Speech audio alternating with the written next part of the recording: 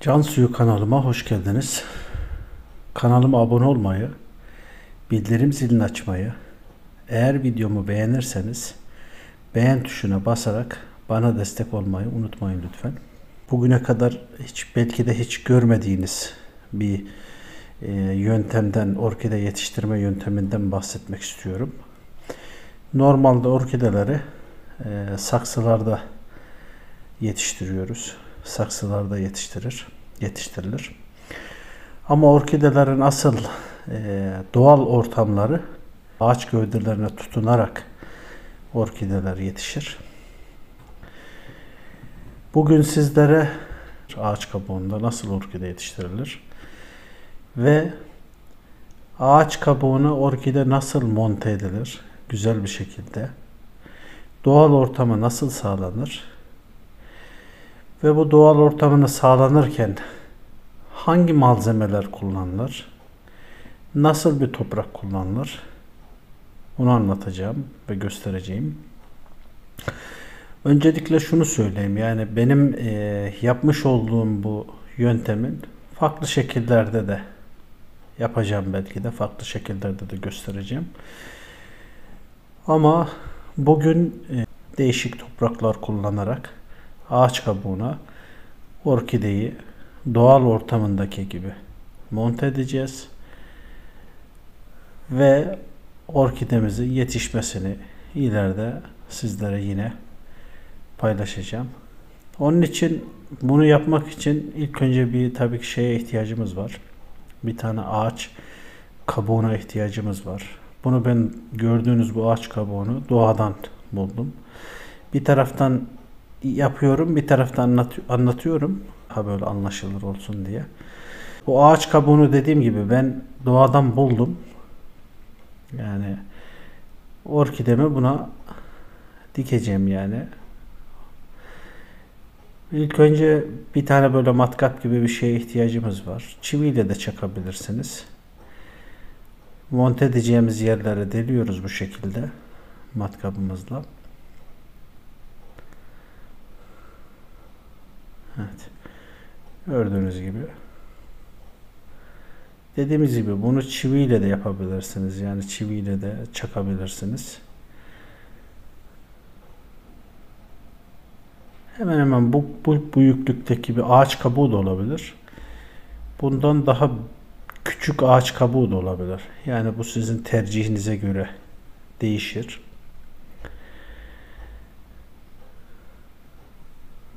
Ağaç kabuğunun yanında ağaç kabuğuna tutturacağımız tel olabilir bu. Ama sağlam bir şey olması lazım. Sağlam bir ip olabilir. Artı ben bu şekilde bir file gibi bir şey kullandım. Bir malzeme kullandım. Bunun plastik ve renkli olarak kullanıyorum.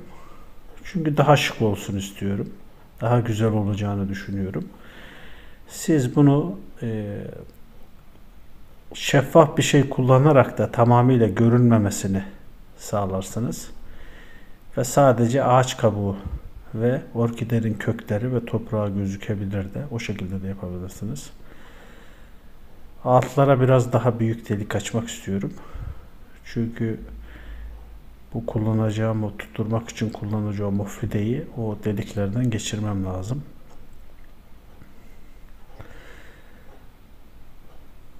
Ben ip yerine böyle bir tel kullanmayı tercih ediyorum. Çünkü tel daha sağlam.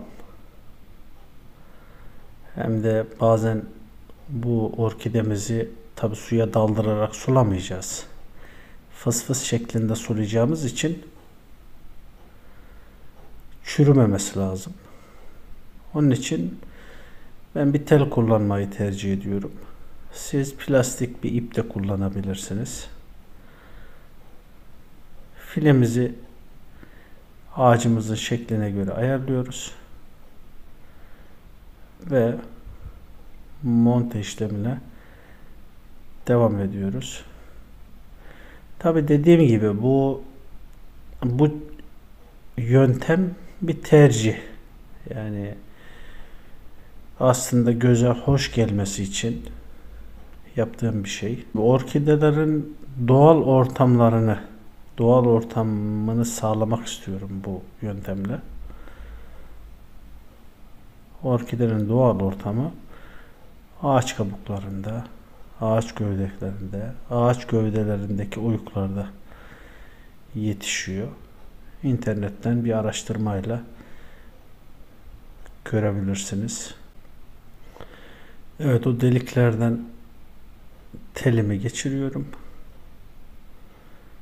İyice sağlamlaşmasını sağlamak istiyorum.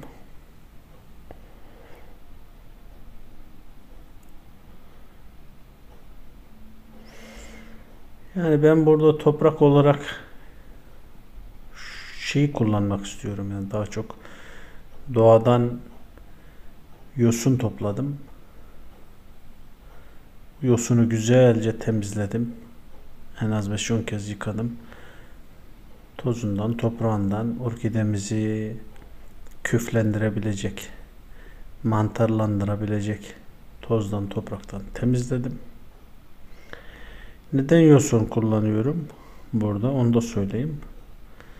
Burada yosun kullanmamızın sebebi, yosun gerçekten suyu çok tutan, sünger gibi suyu emen ama doğal bir malzeme. O yüzden ağacımın, orkidemin altına, yani ağacımın gövdesine yosunlar koyacağım.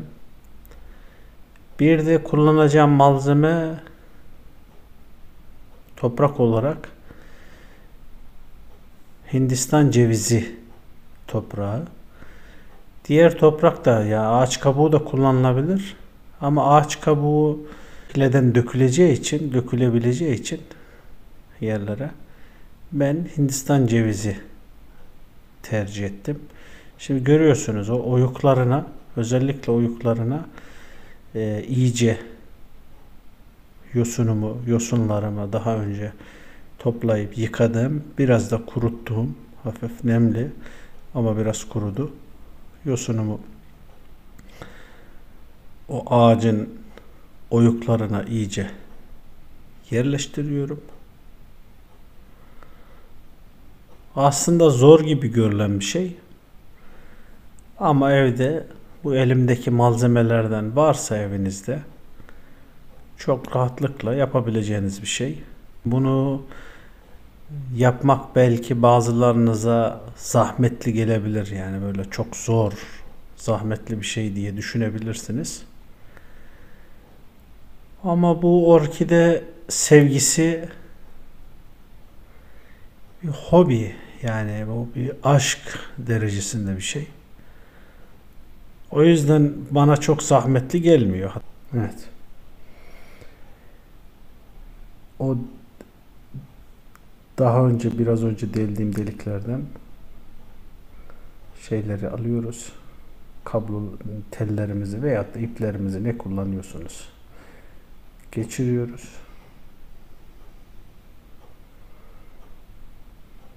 Evet, aslında o delikler şunu da sağlayabilir. Orkidenin arka taraftan böyle hava almasını da sağlayabilir.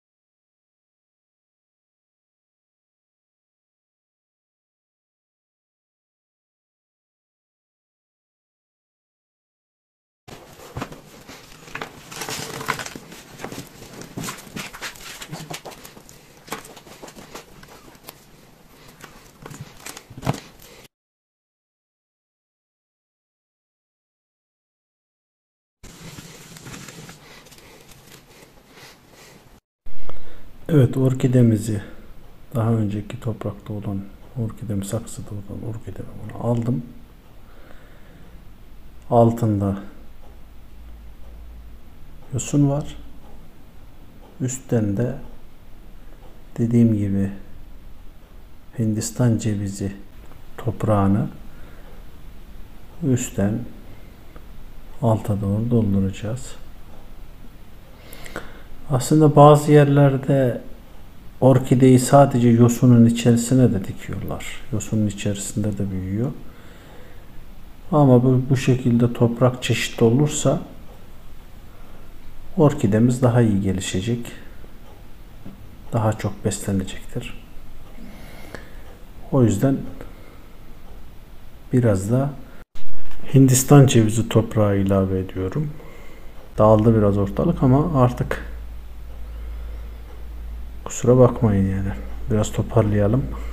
Ondan sonra devam edelim. Evet. Bakın bu şekilde çam kozalaklarını da hem orkidemizi alttan desteklemesi için hem de daha şık bir görünüm kazandırabilme adına hem o kozalakları oraya koyduğumuz zaman orkide toprağı da dökülmemiş olacak. Aşağı doğru. O kozalaklar onu da tutmuş olacak.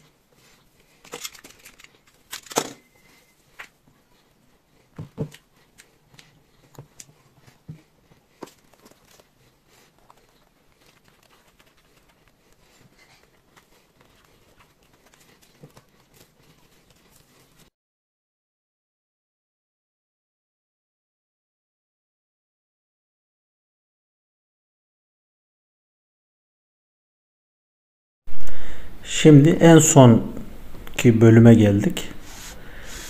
Orkidemi ağacımızı asmak için bir ip takacağız veyahut da yine tel kullanacağım ben. Asmak için bir yer yapacağız. Çünkü duvara asacağız. Değişik yerlere asacağız bu orkidemizi. O yüzden böyle bir şey yapabiliriz. Siz dediğim gibi arka taraftan çivi çakabilirsiniz. Ama ben bu şekilde elimde malzeme var. Delip ipi oraya, telimi oraya takıp istediğim yere asabileceğim. Yine yeşil bir tel kullanıyorum. Asmak istiyorsanız bu şekilde bir şey yapsanız iyi olur.